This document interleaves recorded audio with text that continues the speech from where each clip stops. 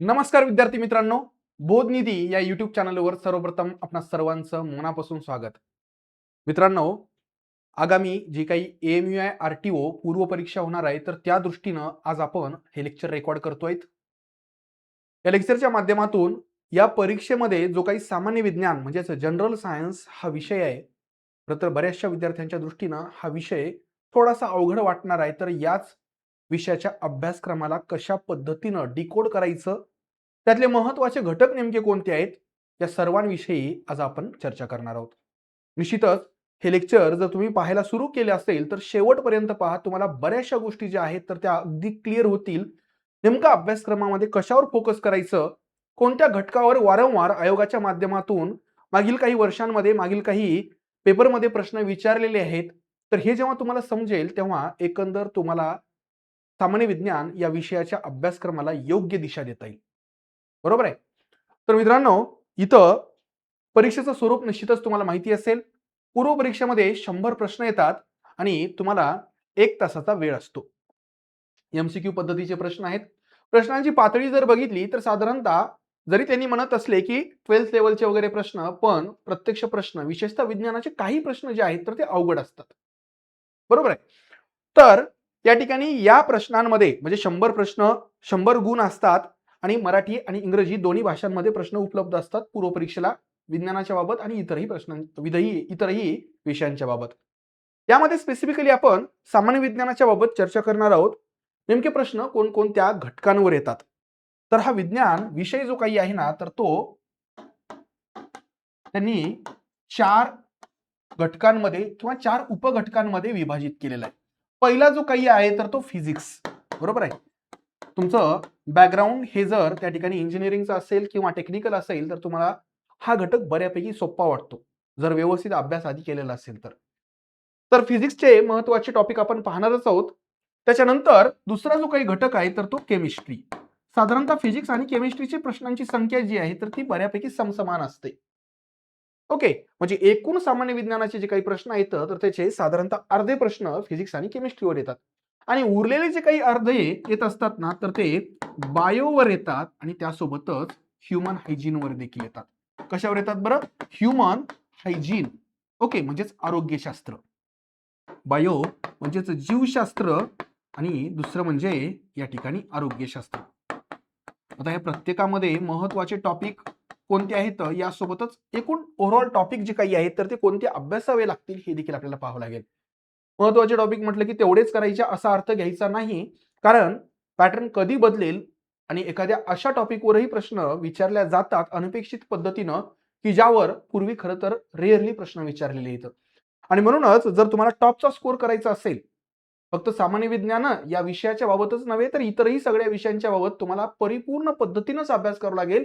एक ना एक घटक आणि उपघटक तुम्हाला अगदी कन्सेप्च्युअल आणि फॅक्च्युअल दोन्ही पद्धतीचं व्यवस्थित बॅलन्स ठेवूनच अभ्यासावं लागेल.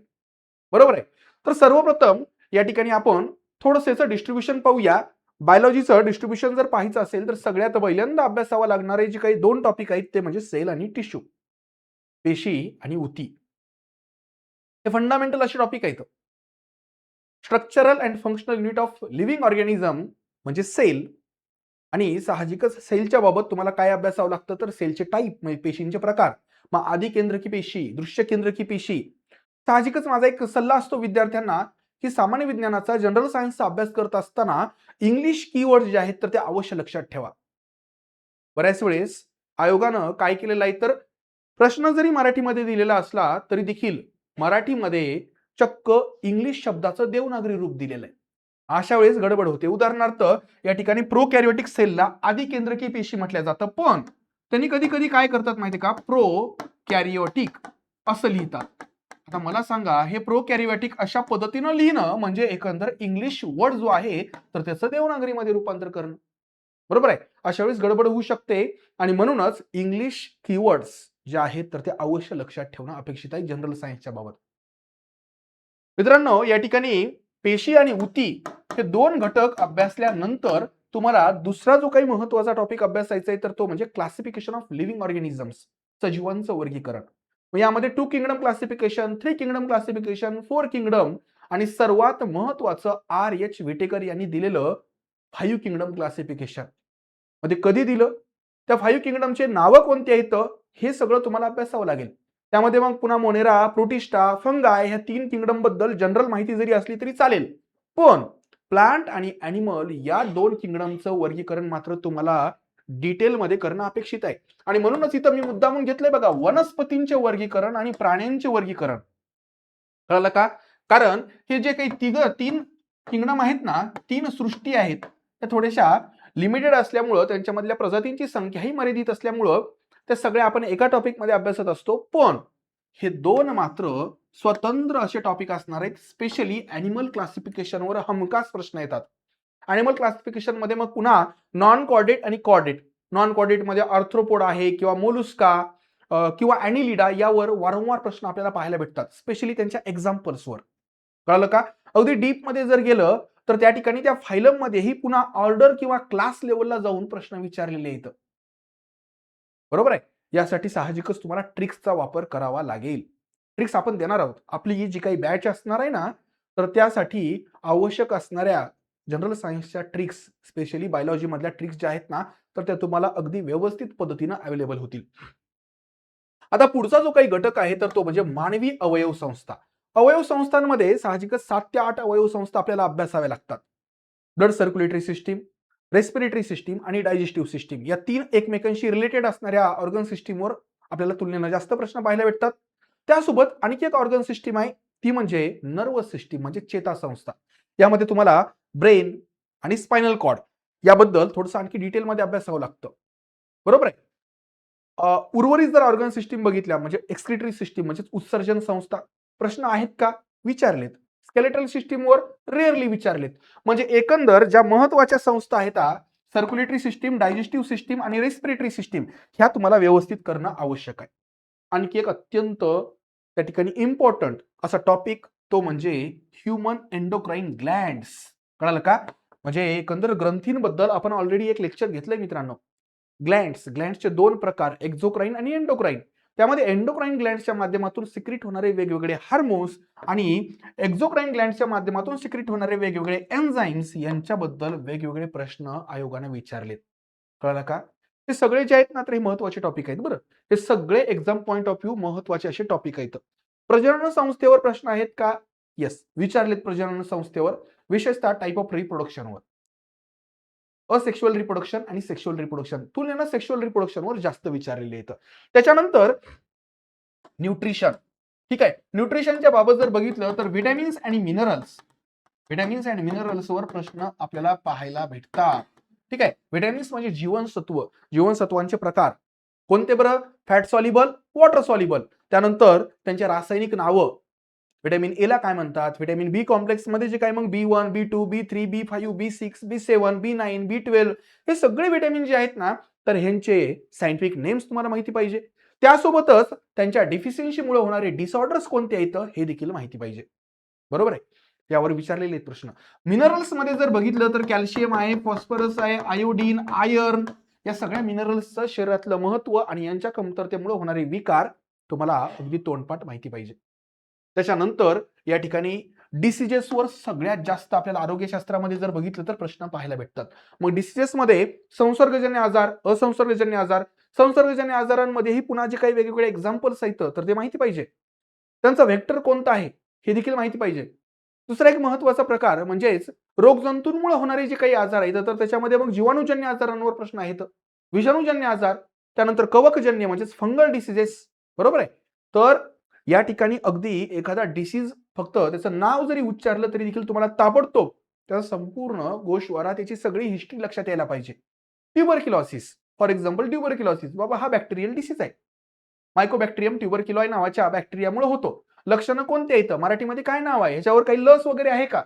बरोबर आहे? ह्याच्या ट्रीटमेंटचं नाव काय आणि ह्याचे महत्वाचे सिम्पटम्स काय आहेत, सगळं अगदी तोंडपाठ जर असेल तरच परीक्षेमध्ये गोंधळ होणार नाही. त्याचं कारण मित्रांनो, आपल्याकडे आहे 3 मिनिट 60 मिनिटं आणि प्रश्न सोडवायचे 100.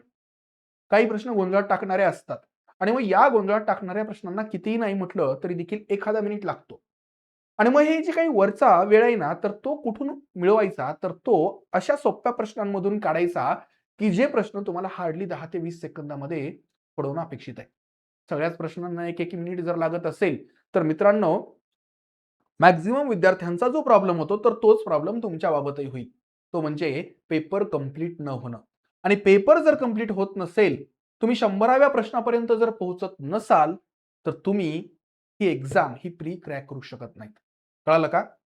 त्यामुळं तुम्हाला तिथं विचार करायला, तिथं रिकॉल करण्यासाठी वेळ नाहीये. सगळं जे काही आहे ना, तर हे आधीच तुमचं तेवढं चिंतन आणि मनन व्हायला पाहिजे. त्याच्यानंतर मागील काही दिवसांपासून जर तुम्ही बघितलं तर प्लांट डिसीजेसवर देखील प्रश्न आलेले आहेत. प्लांट डिसीजेसच्या बाबत जर बघितलं तर काही महत्त्वाचे डिसीजेस आहेत. जसं की टिक्का किंवा बाजरीवरचा अर्गॉट किंवा तांबेरा नावाचा डिसीज आहे. बरोबर आहे? किंवा मग त्या ठिकाणी येलो वेन मोझाईक नावाचा डिसीज आहे किंवा टोबॅको मोझाईक व्हायरस जो काही तंबाखूवरचा आजार आहे, त्याच्यावर वारंवार प्रश्न विचारलेत. त्यासोबतच त्यांचे जे पॅथोजन आहेत, पॅथोजन्स प्लांटच्या बाबत जर बघितलं, एकतर बॅक्टेरिया असतात, व्हायरस असतात, फंगाई असतात किंवा नेमॅटोड्स असतात. बरोबर आहे? तर अक्षरशः त्या ठिकाणी प्लांट डिसीजेसची एक लिस्ट आपण अवेलेबल करून देणार आहोत. त्याच्यामध्ये 30 ते 35 प्लांट डिसीजेस आहेत. पॅथोजन्स कोणत्या प्रकारचे आहेत हे पाहायचंय आणि त्याचे सिम्पटम पाहायचेत. उदाहरणार्थ बंची टॉप डिसीज. बंची टॉप डिसीजच्या बाबत जर बघितलं तर हा बनानावर होणारा डिसीज आहे. काय लक्षण आहेत? तर अगदी एखादा पुष्पगुच्छ असतो ना, त्याच्यामध्ये जसे त्या ठिकाणी सगळीकडे असे ते फुलं जे आहेत तर ते पसरलेले असतात. तर त्या पद्धतीनं त्या बनानाचे फ्लावर जे आहेत तर ते अशा पद्धतीनं आपल्याला पाहायला भेटतात. बरोबर आहे? आणखी एक महत्वाचं, हे सगळे आपण बायोटिक फॅक्टर्स पाहिले. अबायोटिक फॅक्टर्समुळे देखील प्लांट्समध्ये डिसीज पाहायला भेटतात. जसं की हाय टेम्परेचर, लो टेम्परेचर, हाय रेनफॉल. कळालं का? तर त्याबद्दल देखील आपण चर्चा करणारच आहोत. पण यावर प्रश्न वारंवार विचारलेले आहेत. तुलनेनं ॲग्री रिलेटेड जे काही क्वेश्चन्स आहेत तर ते आपल्याला कमी पाहायला भेटतात. त्याच्यानंतर या ठिकाणी पुढचा आपल्या सिलेबस मधला एक महत्वाचा घटक तो म्हणजे फिजिक्स. बऱ्याचशा विद्यार्थ्यांना फिजिक्समध्ये न्यूमरिकल्स म्हटलं की भीती वाटते. पण मित्रांनो एक लक्षात घ्या, जेव्हा तुम्ही कन्सेप्ट समजून घेता, कन्सेप्टवरून तुम्हाला त्याचे फॉर्म्युले व्यवस्थित पद्धतीनं तयार करता येतात, समजून घेता येतात आणि त्यावरून न्यूमरिकल्स आपोआप समजतात. फिजिक्समध्ये जे काही हॉट टॉपिक आहेत, सगळ्यात महत्वाचे जे काही टॉपिक आहेत तर ते म्हणजे ध्वनी, त्याच्यानंतर लाईट, त्याच्यानंतर इलेक्ट्रिसिटी, रेडिओ ऍक्टिव्हिटी, त्याच्यानंतर या ठिकाणी ग्रॅव्हिटेशनल फोर्स आणि मग हे जे काही आहेत ना ह्याच्यावर साधारणतः एखादा प्रश्न येतो बघा. ह्याच्यामध्ये या ठिकाणी velocity, force, speed, displacement, distance, work, energy, power ह्यांचे युनिट कोणते आहेत? बरोबर आहे? त्या युनिटचं कन्व्हर्जन कळायला पाहिजे. बरोबर आहे? उदाहरणार्थ टेम्परेचरच्या बाबत जर बघितलं तर टेम्परेचरमध्ये पुन्हा मग एसआय युनिट कोणता आहे बाबा? केल्विन आहे. बाकीचे युनिट कोणते आहेत? फॅरनहाइट आहे, डिग्री सेल्सिअस. मग एसआय युनिटचं कन्व्हर्जन म्हणजे केल्विनचं रूपांतर तुम्हाला डिग्री सेल्सिअस मध्ये करता यायला पाहिजे, डिग्री सेल्सिअसचं फॅरनहाइट मध्ये करता यायला पाहिजे. त्यासाठीचे फॉर्म्युले देखील तुम्हाला माहिती पाहिजे. बरोबर आहे?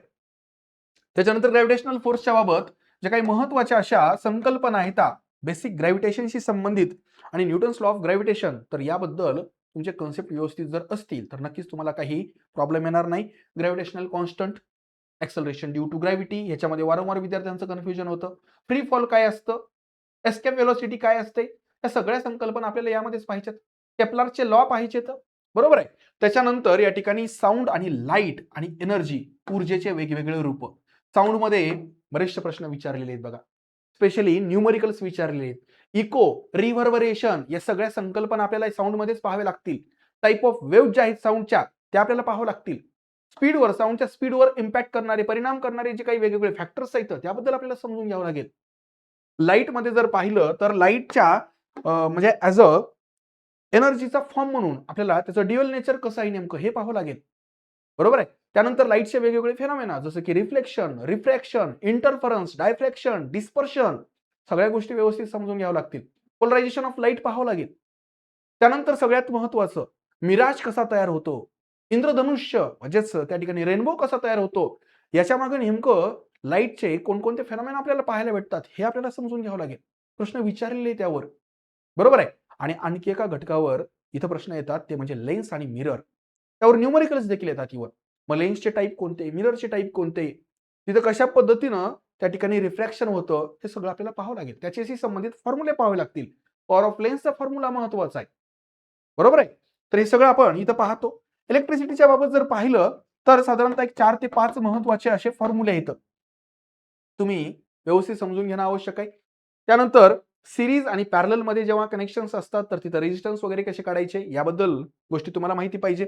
रेडिओ ऍक्टिव्हिटीवर बऱ्याच वेळेस प्रश्न विचारले जातात.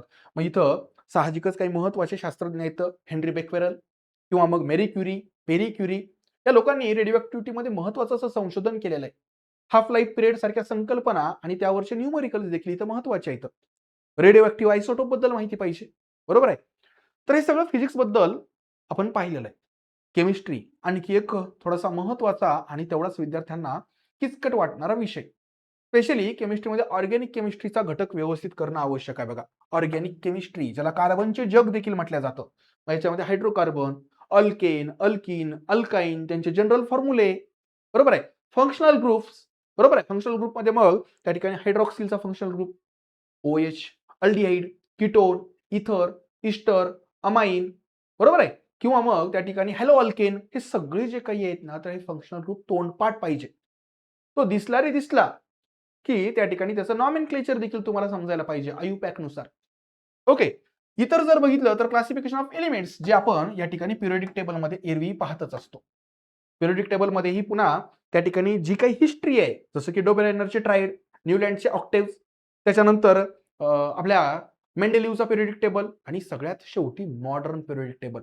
मॉडर्न पिरियडिक टेबलमध्ये मग सगळं त्याची जी काही अरेंजमेंट आहे, किती ग्रुप आहेत, किती पिरियड आहेत, कोणकोणते ब्लॉक केलेले आहेत, इलेक्ट्रॉनिक कॉन्फिगरेशन नुसार त्यांची अरेंजमेंट कशी झालेली आहे आणि त्यासोबतच ट्रेंड जे काही येतं म्हणजे ॲटॉमिक रेडियसचा ट्रेंड कसा आहे, हे सगळ्या गोष्टी आपण पिरियडिक टेबलमध्ये आणि क्लासिफिकेशन ऑफ एलिमेंट्समध्ये पाहतो. बघा मित्रांनो, स्ट्रक्चर ऑफ ॲटम, अणूची संरचना हा देखील तेवढाच एक महत्वाचा टॉपिक आहे. त्याच्यामध्ये अगदी सुरुवातीपासून म्हणजे डाल्टन, रुदरफोर्ड किंवा त्या ठिकाणी जे काही मॉडर्न अणूची रचना सांगितलेली आहे नील्स बोर वगैरे शास्त्रज्ञांनी, तर त्यांच्या अणूचे मॉडेल जे आहेत तर त्यावर प्रश्न विचारलेले आहेत. कळलं का? कशा पद्धतीनं अणूबद्दलची माणसाची समज जी आहे तर ती वाढत गेलेली आहे. Subatomic particles like electron, proton आणि न्यूट्रॉन यांच्याबद्दलही प्रश्न येतात. त्यांच्यावरचा चार्ज, त्यांचं मास, बरोबर आहे. तर या सगळ्या गोष्टी व्यवस्थित करणं अपेक्षित आहे. आणखी एक या ठिकाणी जर पाहायला गेलं तर ऍसिड बेस किंवा केमिकल रिॲक्शन्स किंवा मिनरल्स अँड ओर्स यावर देखील आपल्याला प्रश्न पाहायला येतात. एन्व्हायरमेंट केमिस्ट्री हा एक आणखी एक प्रकार आहे. याच्यामध्ये पोल्युशन वगैरे बद्दल आपल्याला समजून घ्यावं लागतं. ऍसिड रेन, क्लायमेट चेंज या सगळ्या संकल्पना यामध्ये आपण समजून घेतो. मित्रांनो, विज्ञानाच्या बाबत नेहमी विद्यार्थ्यांचा एक प्रॉब्लेम होतो, तो म्हणजे सर मला हे लक्षातच नाही राहतो. आम्ही हे सगळं पाठ केलं, पण मित्रांनो विज्ञानाच्या बाबत सगळ्यात महत्वाची गोष्ट कोणती आहे, तर तुम्हाला फक्त रट्टा मारून चालत नाही. विज्ञानाचा अभ्यास करत असताना तुम्हाला या ठिकाणी काही गोष्टींचं अगदी व्यवस्थित बॅलन्स ठेवावं लागेल आणि यामध्ये पहिला जो काही घटक आहे तर तो म्हणजे कन्सेप्ट. तुमच्या या अभ्यासाचा सगळा डोलारा जो आहे ना किंवा त्याचं जे काही फाउंडेशन आहे तर ते आहे कन्सेप्ट. मग वरची इमारत जी आहे ना तर ती तुम्ही कशीही बांधली तरी देखील काही हरकत नाही आणि ती इमारत होणार आहे फॅक्ट्सनं. म्हणजे एकंदर पाया तुमचा मजबूत जो काही होणार आहे तर तो कन्सेप्टच्या जीवावर आणि वरचे जे काही मजले असणार आहेत तर ते फॅक्ट्सचे असणार आहे. जेवढं कन्सेप्ट मजबूत याला आधार तेवढाच मजबूत असेल. विद्यार्थी चुकी काय करतात तर विद्यार्थी फक्त फॅक्ट्स लक्षात ठेवतात. कोणत्या स्केलर क्वांटिटी आहेत, कोणत्या वेक्टर क्वांटिटी आहेत, फंडामेंटल क्वांटिटी कोणत्या, फक्त रट्टा मारलं. अरे पण त्याचं काय नेमकं, त्याच्या कारण काय येतं, ते फंडामेंटल का बरं आहे, बरोबर आहे. किंवा लाईट किंवा साऊंड ह्या सगळ्या गोष्टी ज्या आहेत ना तर हे समजून घेण्याच्या आहेत आणि हेच नेमकं आपण आपल्या बॅचमध्ये घेणार आहोत मित्रांनो. बोधनिधी हे आपलं जे काही ऍप्लिकेशन आहे तर यावर जी काही आपली AMUI साठीची बॅच आहे ना तर या बॅचमध्ये आणि इतरही सगळ्या ज्या काही बॅचेस आहेत ना आपल्या ऍप्लिकेशनवर तर विज्ञान विषयाचा एक परिपूर्ण आणि सर्वंकष असा अभ्यासक्रम आपण पूर्ण करणार आहोत, ज्यामध्ये फिजिक्स, केमिस्ट्री, बायोलॉजी आणि ह्युमन हायजीन या सगळ्यांना योग्य असा न्याय देणार आहोत. यामध्ये साहजिकच महत्वाचे घटक जे आहेत तर त्यांना आपण प्रिफरन्स देऊयाच, पण इतर जे काही घटक आहेत ज्यावर रेअरली प्रश्न विचारले आहेत किंवा कधी प्रश्न विचारलेलेच नाहीत तर ते घटक देखील तुम्हाला प्रामाणिकपणे सांगतो करावे लागतील. कारण कॉम्पिटिशन एवढी कटथ्रोट झालेली आहे की अगदी तुमचा एक मार्क जरी तिथे गेला तर साहजिकच तुम्ही कॉम्पिटिशनच्या बाहेर पडू शकता. तर तुम्ही प्रीज पास नाही झालात तर तुमचा मेन्सचा कितीही उत्तम अभ्यास असला तरी देखील करायचं काय, बरोबर आहे. ही चांगली परीक्षा आहे, पूर्व परीक्षा, आणि या परीक्षेला तुम्हाला कोणत्याही परिस्थितीमध्ये पुढं जावंच लागेल, पास करावंच लागेल. आणि हे सगळ्या पास होण्यामध्ये विद्यार्थ्यांचा एक मोठा अडथळा किंवा विद्यार्थ्यांना जो खरं तर अडथळा वाटतो प्रत्यक्षात तो अडथळा नाहीये, तो म्हणजे सामान्य विज्ञान, जनरल सायन्स. हा अडथळा मित्रांनो आपण सर्वजण या बोध निधीच्या प्लॅटफॉर्मवर पार करणार आहोत. आशा करतो तुम्हाला सगळ्या गोष्टी स्पेशली सामान्य विज्ञानाच्या बाबत समजलेल्या असतील. बाकी विषयांचे याच पद्धतीनं आपण या ठिकाणी मार्गदर्शनपर व्हिडिओ घेणार आहोत, लेक्चर्स घेणार आहोत आणि त्यासोबतच इथून पुढे आपले जे काही सामान्य विज्ञानाचे लेक्चर्स असतील ना, तर ते प्रामुख्यानं PYQ ओरिएंटेड असतील. म्हणजे आपण MCQ कव्हर करणार आहोत. मागील वर्षांच्या प्रश्नपत्रिका या माध्यमातून कव्हर करणार आहोत, जेणेकरून तुम्हाला विज्ञानाविषयी एक प्रकारचा कॉन्फिडन्स, आत्मविश्वास निर्माण होईल. हळूहळू का होईना, पण आज जी विज्ञानाविषयीची भीती आहे ना तुमच्या मनामध्ये, तर ती दूर निश्चितपणे होणार आहे. आणि जर आधीच तुम्हाला विज्ञान विषय आवडीचा असेल, तर मित्रांनो निश्चितपणे तुम्ही या ठिकाणी ही आवड जी काही आहे ना, तर ही तुमची वाढतच जाणार आहे आणि एक विषय, एक दिवस या ठिकाणी विज्ञान विषयावर तुमची प्रचंड अशी कमांड निर्माण होईल. तर मित्रांनो, आशा करतो तुम्हाला या सगळ्या गोष्टी, सगळे घटक जे काही आहेत ज्यांची आज आपण चर्चा केलेली आहे, तर ते सगळे व्यवस्थित समजलेले आहेत. याच पद्धतीनं मुख्य परीक्षेला देखील या ठिकाणी विज्ञान तंत्रज्ञान जो काही घटक आहे, तर त्याच्याविषयी देखील आपण डिटेलमध्ये अभ्यासक्रम त्याचा पाहणार आहोत. खरं तर आधी पूर्वपरीक्षेबद्दल आपल्याला थोडंसं समजून घ्यावं लागेल आणि त्यानंतर मुख्य परीक्षेबद्दल आपल्याला चर्चा करावी लागेल. त्याबद्दलचा देखील व्हिडिओ लवकरच येईल. मित्रांनो, भेटूया पुढच्या लेक्चरमध्ये नवीन अशा प्रश्नांच्या माध्यमातून. तोपर्यंत खूप खूप धन्यवाद.